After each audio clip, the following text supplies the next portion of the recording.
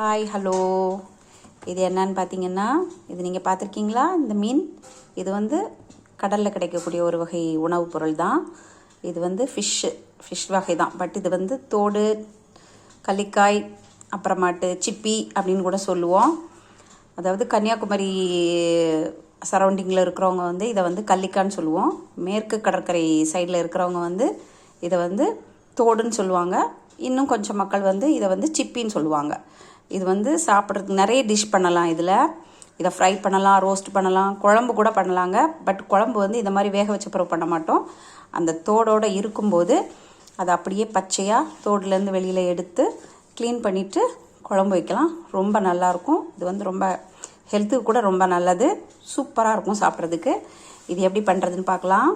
இந்த தோடை இப்படி வேக வச்சு சிப்பியோட முழுசாக வேக வச்சாச்சுன்னா இந்த மாதிரி இது அடர்ந்து வந்துடும். அதுலேருந்து அதுக்கப்புறமா அதை இந்த சைடில் அழுக்கு இருக்குங்க. இதை இந்த மாதிரி பிச்சு எடுத்தீங்கன்னா இதில் அழுக்கு இருக்குது. இதை அப்படியே கலத்தி எடுத்துடலாம். இந்த மாதிரி எல்லாத்தையும் க்ளீன் பண்ணி எடுத்துக்கலாம். இப்போ இதெல்லாம் க்ளீன் பண்ணி எடுத்தாச்சு. இதை நம்ம நல்லா கழுவி எடுத்துக்கணும். இதை நம்ம சரியாக க்ளீன் பண்ணாமல், அதாவது நல்லா கழுவி இதுக்குள்ளே உள்ள அழுக்கெல்லாம் எடுத்து ஒழுங்காக க்ளீன் பண்ணாமல் நம்ம சமைச்சோன்னா இது வந்து லூஸ் மோஷன், அதாவது டயரியா வர்றதுக்கு நிறைய சான்சஸ் இருக்குது. சிலவங்களுக்கு இது வயிற்றுக்கு பிடிக்காது. அதனால நல்லா ஃபைனாக நீட்டாக க்ளீன் பண்ணி எடுத்துக்கணும்.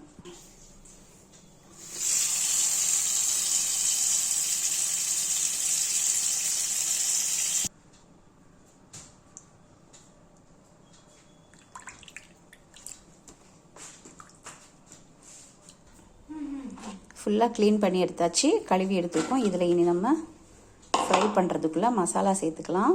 அதுக்கு கொஞ்சமாக மிளகாய்த்தூள் போட்டுக்கலாம்.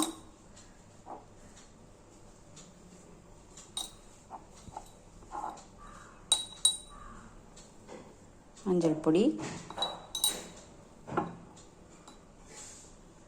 பெப்பர், அதாவது நல்ல மிளகு பொடி,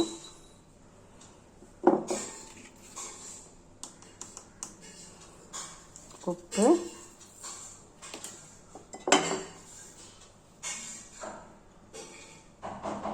கொஞ்சமாக ஆயில் சேர்த்துக்கணும். இது எல்லாத்தையும் நல்லா மிக்ஸ் பண்ணிக்கலாம். கை போட்டு மிக்ஸ் பண்ணால் உடஞ்சி போகும். அதனால் மசாலா போட்டுட்டு இந்த மாதிரி நல்லா குலுக்கி எடுத்துக்கலாம். ஒரு 10 நிமிஷம் இப்படி மசாலா போட்டு ஊற வச்சுட்டு அப்புறமா நம்ம ஃப்ரை பண்ணிக்கலாம். பாத்திரத்தில் எண்ணெய் வச்சாச்சு. எண்ணெய் சூடாயிருச்சு. இப்போ நம்ம பஜ்ஜி மாவில் இந்த சிப்பியை போட்டு, அதாவது சிப்பி சதை, அதோட சிப்பியோட இறைச்சி, அது ஒரு ஃபிஷ்,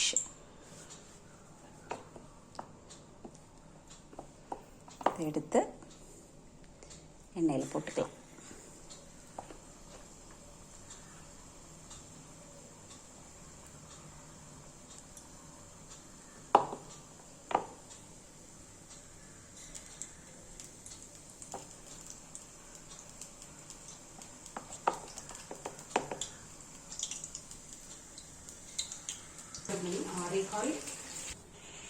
பஜ்ஜி ரெடி ஆயிடுச்சு. சூப்பரான சிப்பி சதையில் போட்ட பஜ்ஜி. வீடியோ பிடிச்சிருந்தா லைக் பண்ணுங்கள், ஷேர் பண்ணுங்கள், கமெண்ட் பண்ணுங்கள், மறக்காமல் சப்ஸ்கிரைப் பண்ணுங்கள்.